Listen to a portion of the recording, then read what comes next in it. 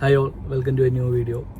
2025 ഒരു പുതിയ യൂട്യൂബ് ചാനലൊക്കെ തുടങ്ങി. നല്ല കിടിലൻ ഷോർട്സും നല്ല സൂപ്പർ വീഡിയോസൊക്കെ അപ്ലോഡ് ചെയ്യാൻ ഉദ്ദേശിക്കുന്ന പുതിയ യൂട്യൂബേഴ്സിനുള്ളൊരു ടിപ്പാട്ടെ ഈ വീഡിയോ. നമ്മൾ യൂട്യൂബ് ചാനലൊക്കെ തുടങ്ങി എത്ര ബെറ്റർ ആയിട്ടുള്ള ക്വാളിറ്റി ഉള്ള വീഡിയോസ് ഇട്ട് കഴിഞ്ഞാലും അതിൽ മെയിനായിട്ടുള്ളൊരു സംഭവമാണ് ഓഡിയോ ക്വാളിറ്റി. എത്ര ബെറ്റർ ആയിട്ടുള്ള വീഡിയോ ഇട്ട് കഴിഞ്ഞാലും അതിൽ ഓഡിയോ ക്വാളിറ്റി മോശമാണെങ്കിൽ ഒരു ആൾക്കാർക്കൊന്നും അത് കാണാൻ വലിയ ഇൻട്രസ്റ്റ് കാര്യങ്ങളൊന്നും ഉണ്ടാവില്ല.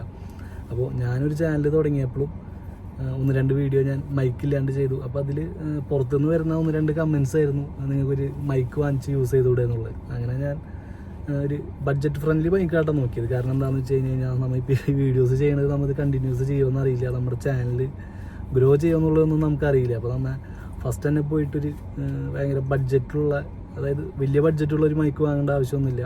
അപ്പോൾ ഞാൻ യൂട്യൂബിലൊക്കെ നോക്കി ബഡ്ജറ്റ് കുറവായിരിക്കാൻ വേണം, എന്നാൽ ബെറ്റർ ക്വാളിറ്റി ഉള്ളതായിട്ടുള്ളൊരു മൈക്ക് നോക്കിയിട്ടാണ് ഇത് വാങ്ങിച്ചത്. ഞാൻ വാങ്ങിച്ചത് ബോയ ബൈ V20 എന്ന് പറഞ്ഞിട്ടുള്ള ഈ ഒരു മൈക്കാണ്. ഇതിന് ഞാനിപ്പോൾ ദുബായിലാണുള്ളത്. ഇവിടെ ഇതിന് കോസ്റ്റ് വരുന്നത് 140 ദിർഹമാണ്. നാട്ടിലാണെങ്കിലും ഫ്ലിപ്കാർട്ടിലും കാര്യങ്ങളിലൊക്കെ ഇത് അവൈലബിൾ ആണ് കേട്ടോ. അപ്പോൾ നിങ്ങൾക്ക് നാട്ടിൽ നിന്നായാലും ഇത് പർച്ചേസ് ചെയ്യാം. ഇത് വാങ്ങിയിട്ട് ഞാൻ 1 വീക്കായി. ഓൾമോസ്റ്റ് നല്ല റിസൾട്ടാണ്. ഇപ്പോൾ നിങ്ങളിപ്പോൾ ഈ കേട്ടുകൊണ്ടിരിക്കുന്ന വോയിസ് ഒരു മൈക്കും ഇല്ലാണ്ട് ഫോണിൽ റെക്കോർഡ് ചെയ്തുകൊണ്ടിരിക്കാനുള്ള വോയിസാണ്. കാരണം ഞാൻ ഇപ്പോൾ കാറിലാണുള്ളത്. കാറ് സ്റ്റാർട്ടിങ് ആണ്, ഓണാണ്.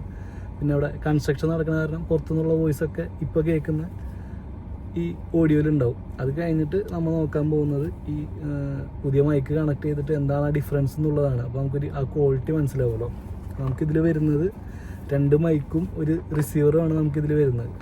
കമ്പനി പറയുന്ന പ്രകാരം ഒരു മൈക്ക് ഏകദേശം 9 ഹവറാണ് പറയുന്നത് ഒരു ബാറ്ററി. പക്ഷെ ഒരു ഓൾമോസ്റ്റ് 7 ഹവേഴ്സ് നമുക്ക് കിട്ടും. അപ്പോൾ ബെറ്ററാണ്.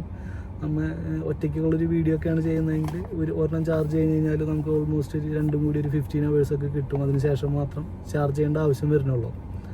പിന്നെ ഇതിൽ നമുക്ക് കൂടെ വരുന്നത് ഒരു C ടൈപ്പ് 2 കേബിൾ വരുന്നുണ്ട് ഇത് ചാർജ് ചെയ്യാനായിട്ട്. പിന്നെ ഇത് ക്യാരി ചെയ്യാനായിട്ട് ഇതുപോലത്തെ ഒരു പൗച്ചും വരുന്നുണ്ട്.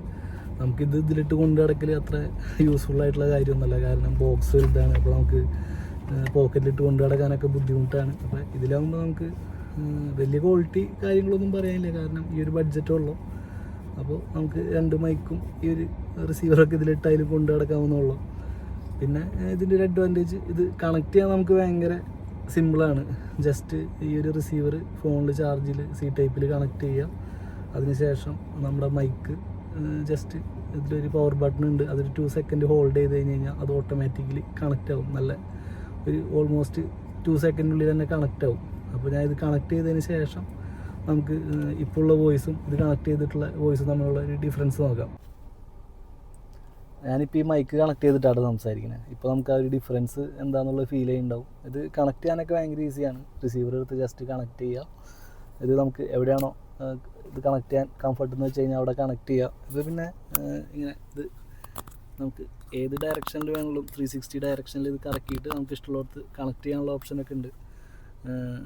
അപ്പോൾ നിങ്ങൾക്കിപ്പോൾ ഇതിൻ്റെ ഒരു ക്വാളിറ്റി ഡിഫറൻസ് മനസ്സിലാവുന്നുണ്ടാവും.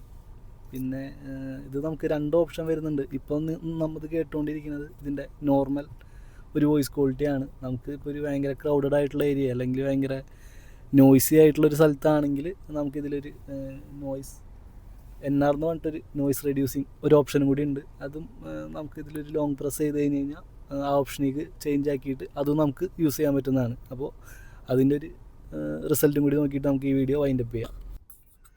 നമ്മൾ ഇപ്പോൾ കേൾക്കുന്ന കേട്ടോ NR ഓൺ ആക്കിയിട്ടുള്ളൊരു റിസൾട്ട് എന്ന് വെച്ച് കഴിഞ്ഞ് കഴിഞ്ഞാൽ ഇത് നോയ്സ് റിഡക്ഷൻ ഓൺ ആക്കാൻ ഭയങ്കര എളുപ്പമാണ്.